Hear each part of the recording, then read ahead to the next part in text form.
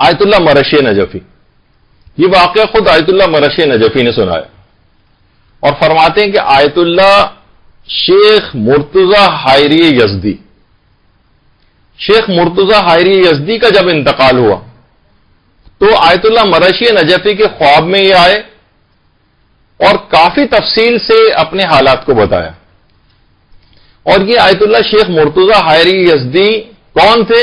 یہ آیت اللہ شیخ عبد الکریم حائری کے بیٹے تھے، جن کا ابھی اس سے پہلے بھی تذکرہ آیا تھا، جنہوں نے حوزہ علمیہ قوم کی بنیاد رکھی. اور آیت اللہ شیخ عبد الحائری یزدی امام خمینی کے بہت ہی قریبی افراد میں شمار ہوتے ہیں. امام خمینی کے جو بالکل برابر میں بیٹھے ہوئے ہیں سیدھے ہاتھ پر، یہ آیت اللہ شیخ عبد الحائری یزدی. اور اس قدر ان کی آپس میں قربت تھی کہ امام خمینی نے اپنے بیٹے مصطفیٰ خمینی کی شادی مرتضی حائری یزدی کی بیٹی سے کی تھی.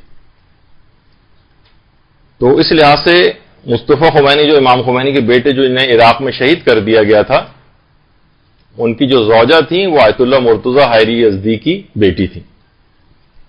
تو آیت اللہ مرتضی حائری یزدی، آیت اللہ مرشی نجفی فرماتے ہیں کہ جب ان کا انتقال ہوا تو میں نے اس رات آیت اللہ مرتضی حائری یزدی کے لیے نماز وحشت قبر پڑھی اور سورہ یاسین کی تلاوت کی اور اس کا ثواب ان کی روح کو ان کو ہدیہ کیا.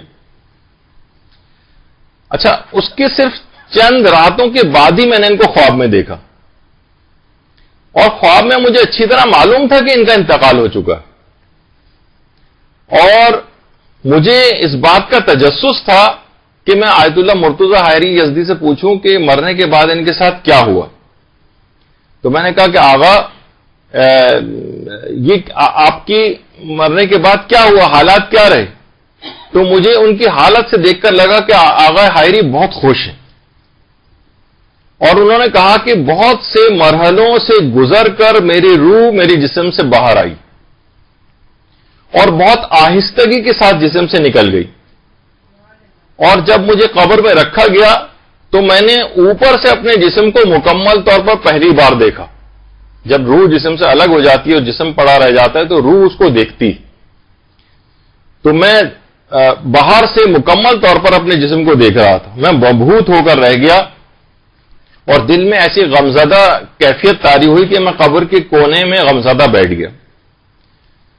قبر کی پائنتی کے پاس سے اچانک سے مجھے کچھ خوفناک آوازیں آنا شروع ہوئیں. بڑا تفصیلی خواب آیت اللہ مرشی نجفی نے ذکر کیا.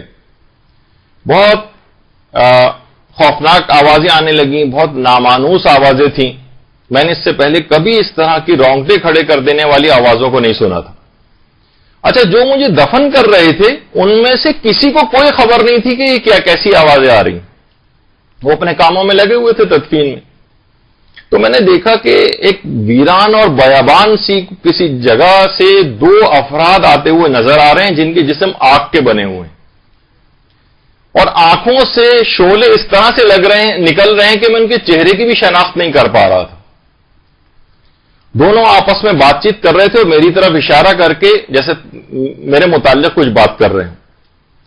میرا خوف بڑھتا ہی جا رہا تھا. میں چیخنا چاہتا تھا لیکن آواز میرے حلق سے نہیں نکل رہی تھی. یعنی صرف میرا منہ کھل رہا تھا اور بند ہو رہا تھا لیکن آواز نہیں نکل رہی تھی. میں زمین پر سہما ہوا لیٹا ہوا تھا، انتہائی خوفزدہ تھا. میں نے پوری قوت مجتمع کر کے بہرحال اپنے پروردگار کو پکارا، پروردگارا میری مدد فرما، اس موقع پر کون ہے جو تو تیرے علاوہ میری مدد کر سکے. اور اچانک اسی وقت مجھے اپنے پیچھے سے ایک انتہائی دل نواز، انتہائی روح پرور اور خوبصورت اور میٹھی آواز سنائی دی. میں نے مڑ کر دیکھا تو پیچھے کی طرف مجھے ایک روشنی سے نظر آئی.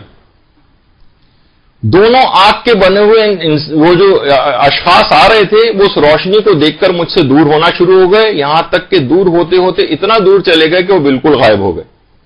میں نے سکون کا سانس لیا تو دیکھا اس روشنی کے اندر سے ایک نورانی شخصیت باہر آئی.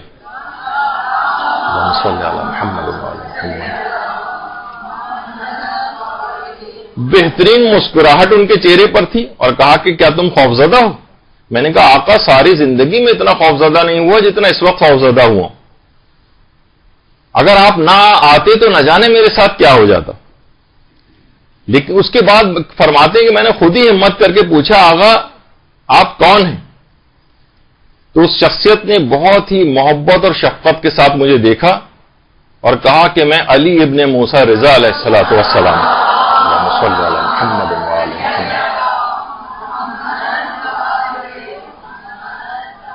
اور کہا ہے مرتضی حائری تم 38 مرتبہ ہماری زیارت کے لیے آئے تھے، اب میرا بھی یہ فرض بن گیا ہے کہ میں تمہاری قبر میں 38 دفعہ تمہاری زیارت کے لیے آؤں، اور آج اس زیارت کا پہلا دن ہے، ابھی مجھے 37 دفعہ تمہاری زیارت کے لیے مزید آنا ہے۔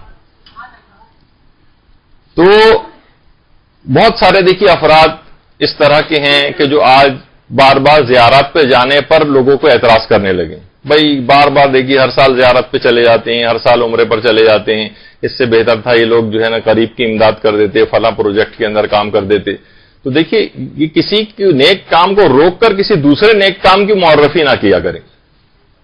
جو عام طور پر نوٹ بھی یہ کیا گیا وہ افراد جو ہر سال حج و عمرہ زیارات اس طرح کی چیزوں کے اوپر جاتے ہیں، اللہ ان کو اتنی توفیق بھی دیتا ہے کہ وہ غریبوں کی امداد بھی ساتھ ساتھ کر رہے ہوتے ہیں۔ تو ضروری نہیں کہ ایک نیک کام سرے سے بند کیا جائے اس کے بعد کوئی اور دوسرا نیک کام تب کیا جائے، دونوں کام ساتھ بھی ہو سکتے ہیں۔ تو بہرحال آیت اللہ مرشی نجفی فرماتے ہیں کہ میں نے یہ جو عمل انجام دیا تھا ان کے لیے 2 رکعت نماز وحشت قبر پڑھی تھی، اور اس کے علاوہ میں نے سورہ یاسین پڑھی تھی۔ تو آیت اللہ مرتضی حائری یزدی اس کے بعد میرے جو ہے وہ خواب میں آئے اور مجھے یہ ساری جو تفصیل انہوں نے بتائی۔ تو بہرحال ایک دماغ میں یہ رہے کہ کوئی بھی نیک کام ہمیشہ انسان کو مختلف نیک کام کرتے رہنا چاہیے۔ اب جیسے کہ ابھی آپ زیارت کا تذکرہ آیا، قبر میں ہر نیک عمل کسی نہ کسی صورت میں فائدہ پہنچائے گا۔